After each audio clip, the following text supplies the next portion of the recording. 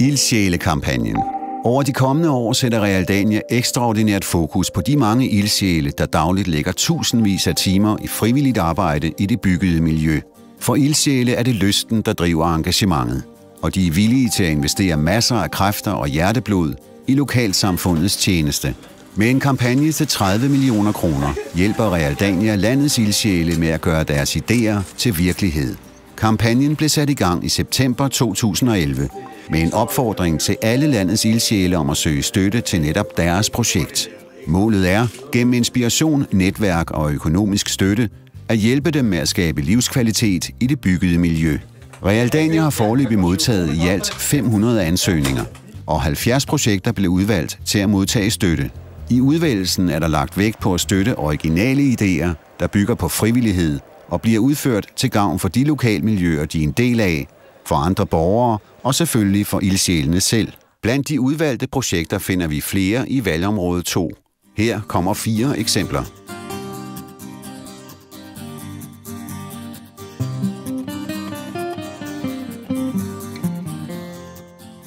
Knabstrup er en lille stationsby, der ligger i idylliske omgivelser blandt skov og marker i det nordvestlige Sjælland mellem Holbæk og Kalundborg.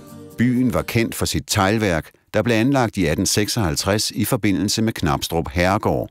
I fabrikkens bedste år var antallet af ansatte over 300. I 1907 udvidede man med en keramikfabrik, men i 1970'erne fik virksomheden økonomiske problemer. Kunstneren Bjørn Winblad overtog i 1977 keramikfabrikken, som de næste 10 år hovedsageligt fremstillede hans design. Men så var det slut. I 25 år lå teglværkets fine gamle bygninger ubrugte hen. Men nu har foreningen Markværket i 3 år arbejdet på at puste nyt liv i teglværkets bygninger. Det er vigtigt for foreningen, at omdannelsen af de historiske bygninger sker nænsomt med respekt for både bygningsværket og miljøet. Derfor er der fokus på genbrugsmaterialer og økologi i byggeprocessen. Formålet med det samlede projekt er at skabe en fælles vision for Knabstrup Teglværks store bygningskompleks og at etablere en multisal i teglværkets bygninger. Salen skal give bedre fysiske rammer til indøvning af teaterforestillinger, dans og andre aktiviteter. Udover en multisal skal der etableres en foyer, et køkken og toiletfaciliteter. De unge entusiaster har allerede sat gang i en bred vifte af aktiviteter. Realdania støtter projektet med 1 million kroner af det samlede budget på 1,8 millioner kroner.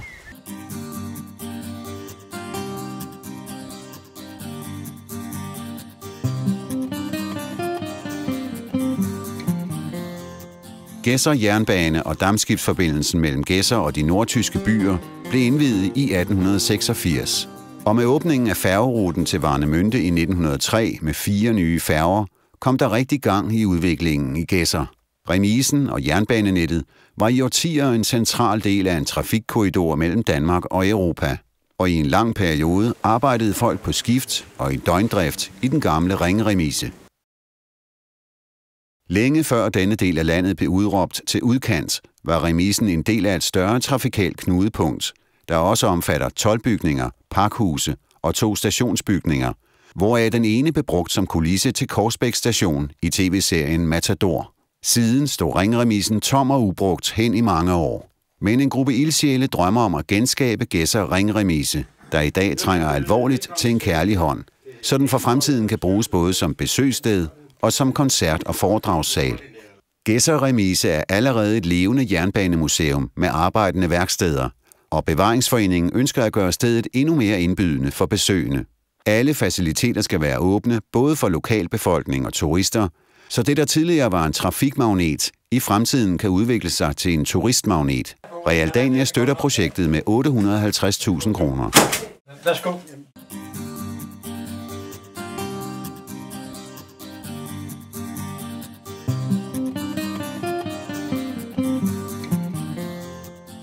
Skamstrup Mølle er en hollandsk kornmølle, der ligger i landsbyen Skamstrup mellem Holbæk og Kalundborg.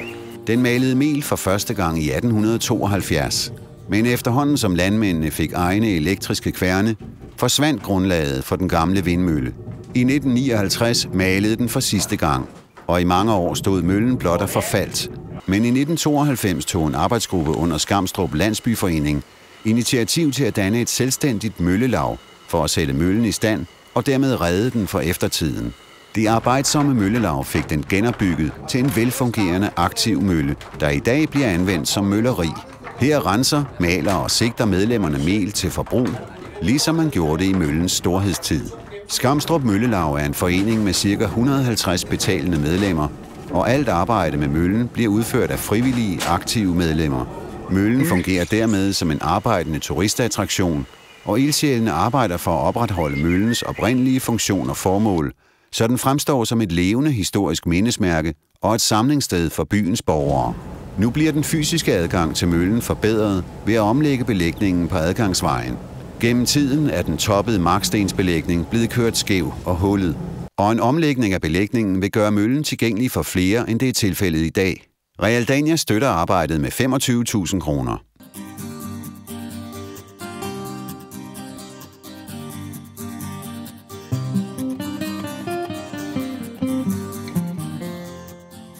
I den lille landsby Tostrup på Stevns finder vi et ægte ildsjælsprojekt.